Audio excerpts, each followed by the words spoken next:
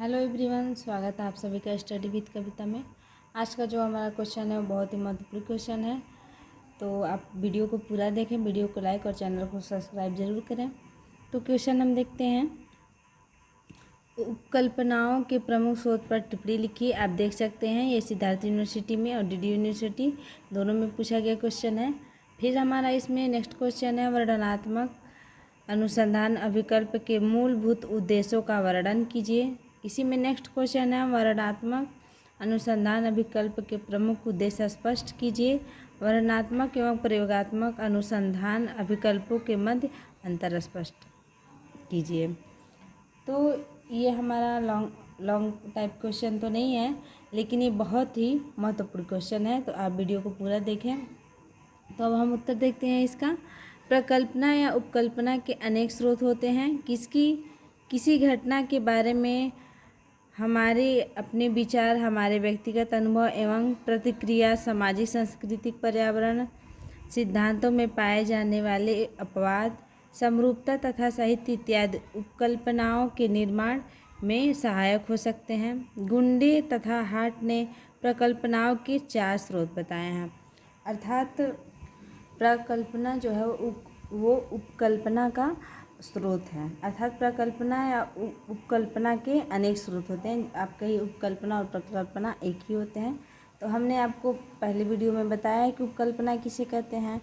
तो जब उपकल्पना में हम देखते हैं कि किसी चीज़ों को आप जिस चीज़ को आप संशोधन कर रहे हैं, रिसर्च कर रहे हैं, तो उसको करने से पहले आप उसे करने के पहले और उसका परिणाम बाद में ये जब सोचते हैं कि मैं ये कर रहा हूँ तो क्या होगा, इसका परिणाम क्या होगा, इसका फल क्या होगा, तो यही बात इसमें कही गई है कि इस घटना के बारे में जब हम विचार करते हैं, जो हमारा व्यक्तिगत अनुभव होता है, विचार होता है कि इस घटना मतलब ये घटना हो रही है तो इसका परिणाम क्या होगा, तो इस समस्त घटना को जो हम सोचते हैं, जो हम प्रस्तुत करते हैं, वह क्या होता है, उपकल्पना होता है।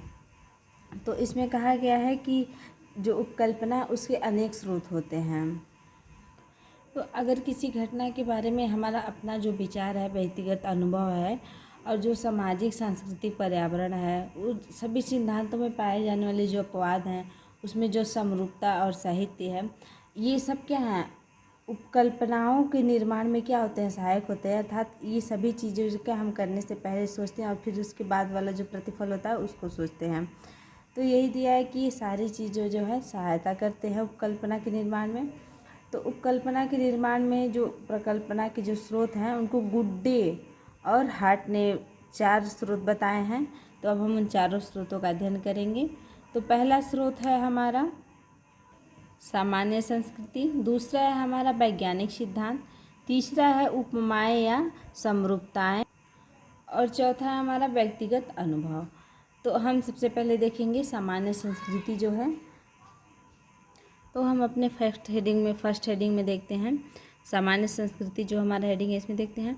सामान्य संस्कृति उपकल्पना निर्माण का एक महत्वपूर्ण स्रोत है। विभिन्न संस्कृतियों की विशेषताएं, प्रथाएं, रीति रिवाज, रूढ़ियाँ, लोरक रीतियाँ, विश्वास, कहावतें इत्यादि उपकल्पनाओं के निर्माण में सहायक स्रोत हैं।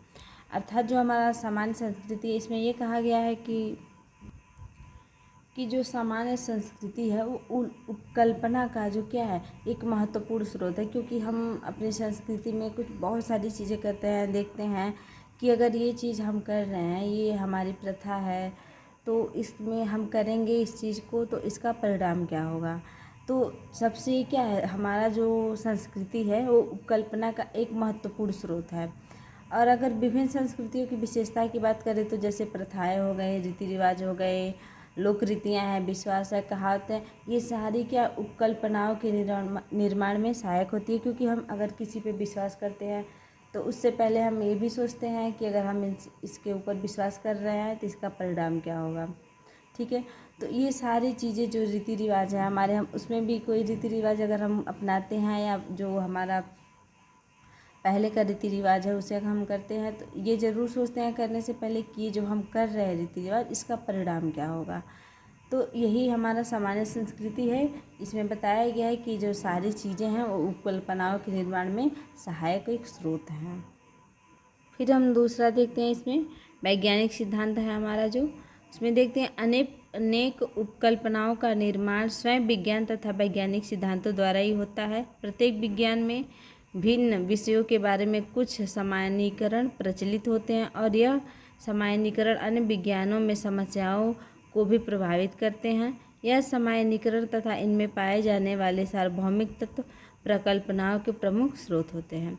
जो हमारा दूसरा जो सिद्धांत है, जो प्रकल्पना का स्रोत है, उसमें जो हमारा वैज्ञानिक सिद्धांत है उसमें हम देखते हैं कि ये बताया गया है कि उपकल्पना का निर्माण जो है वो सब विज्ञान या वैज्ञानिक अनुसंधानों द्वारा ही होता है, क्योंकि प्रत्येक विज्ञान में जो विभिन्न जो विषय होती हैं उसके बारे में कुछ जो होती है सामान्यीकरण प्रचलित होते हैं। अर्थात जो हमारा विज्ञान है उसमें विभिन्न विज्ञानों के बारे में जो सामान्यीकरण है वो इसलिए प्रचलित होती हैं कि प्रत्येक विज्ञान अपने पूर्ववर्ती विज्ञानों पे क्या होता है, निर्भर होता है।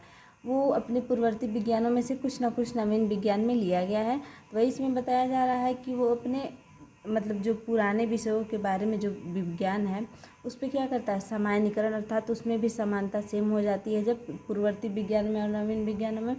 तो ये क्या हो जाता है, अन्य विज्ञानों की समस्या को क्या कर लेता है, प्रभावित करता है। अर्थात अन्य विज्ञान में जो समस्या होती है वो सेम हो जाती है। जो मान लीजिए पहले से लिया गया है तो उसमें तो समस्या है ही, लेकिन जब दूसरा उससे और ले लिया गया, उससे दूसरा बना लिया गया, तो क्या समस्या सेम हो गई है। तो यही बात इसमें कही गई है कि अन्य विज्ञानों की जो समस्या है उसको भी ये प्रभावित करता है। तो सामान्यीकरण जो होता है इसमें जो पाए जाने वाले सार्वभौमिक तत्व हैं वो क्या प्रकल्पनाओं के प्रमुख स्रोत होते हैं। अब हम देखेंगे नेक्स्ट हेडिंग जो हमारा है, उपमाएं या समरूपताएं। तो इसमें हम देखते हैं उपकल्पनाओं के निर्माण में दो विभिन्न क्षेत्रों में पाई जाने वाली उपमाओं का भी विशेष महत्व है। उपमाओं के आधार पर शोधकर्ता एक क्षेत्र में पाए जाने वाले तथ्य या व्यवहार को दूसरे क्षेत्र में ढूंढने का प्रयास करता है। अर्थात जो इसको एक प्रकार से हम कह सकते हैं जो उपमा होता है वो क्या होता है, समानता होता है। क्योंकि मतलब उपमा उस चीज़ को कहते हैं कि जैसे कोई एक चीज़ है और दूसरी चीज़ को उस पहली चीज़ के क्या समरूप बताया जाता है। जैसे हिंदी में हम लोगों ने पढ़ा है कि राधा के चरण कमल के समान है, अर्थात दोनों में क्या है, उपमा है। दोनों एक मतलब कमल के समान राधा के चरण बताए जा रहे हैं। तो पहला हमारा जो है क्या है, कमल है, दूसरा राधा के चरण है। तो सेम यही बात इसमें बताई गई है कि जो उपकल्पना है उसका निर्माण दो विभिन्न क्षेत्रों में पाई जाने वाली उपमाओं का विशेष महत्व है। क्योंकि उसमें अगर किसी एक क्षेत्र में शोध कर रहे हैं और पाया जाता है तो दूसरे क्षेत्र में उसका उपमा दिया जाता है, अर्थात बताया जाता है कि इसके समान वो भी है। और उसी के आधार पे जो शोध करता है वो एक क्षेत्र में पाए जाने वाला जो उसका तथ्य है उस व्यवहार को क्या करता है, दूसरे क्षेत्र में ढूंढने का प्रयास करता है। अर्थात इस एक क्षेत्र में अगर कोई चीज़ पाई गई है, कोई तथ्य पाया गया है, तो उस तथ्य की जो समरूपता है उसको दूसरे क्षेत्र में ढूंढने का प्रयास किया जाता है कि ये चीज़ उस क्षेत्र में है या नहीं है। फिर हम अपना नेक्स्ट हेडिंग देखते हैं, व्यक्तिगत अनुभव। इसमें देखते हैं कि व्यक्तिगत अनुभव भी उपकल्पनाओं के निर्माण का महत्वपूर्ण स्रोत है। एक कुशल शोधकर्ता अपने व्यक्तिगत अनुभव के आधार पर जिन सामाजिक समस्याओं को वह अपने दैनिक जीवन में देखता है उनके प्रति अपने दृष्टिकोण के आधार पर अनेक घटनाओं के संबंध के बारे में उपकल्पनाओं का निर्माण कर सकता है। तो व्यक्तिगत अनुभव में हम देखते हैं कि व्यक्तिगत अनुभव जो है वो भी उपकल्पना के निर्माण में महत्वपूर्ण स्रोत है। क्योंकि एक जो कुशल वैज्ञानिक होता है वो अपने अनुभव के आधार पर, जो उसका अनुभव उसके आधार पर वो सामाजिक घटना को, वो सामाजिक समस्याओं को अपने जो उसके दैनिक जीवन में चल रही हैं वो क्या करता है, देखता है और उसी के प्रति, उसी के आधार पर वे अपने घटनाओं के संबंध में उसके बारे में क्या करता है, उपकल्पना का निर्माण कर सकता है। अर्थात जो घटना वो देख रहा है उसी के बारे में वो क्या करता है, शोध करने से पहले उसका परिणाम सोचता है कि ये जो हो रहा है इसका परिणाम क्या होगा और ये क्यों हो रहा है, हो क्यों रहा और इसका परिणाम क्या होगा। तो व्यक्तिगत अनुभव भी क्या होती है, उपकल्पना के निर्माण का एक महत्वपूर्ण स्रोत होती है। तो मिलते हैं हम आपसे नेक्स्ट वीडियो में। अगर आपको वीडियो अच्छी लगी हो तो वीडियो को लाइक कीजिए और चैनल को सब्सक्राइब कीजिए। बाय।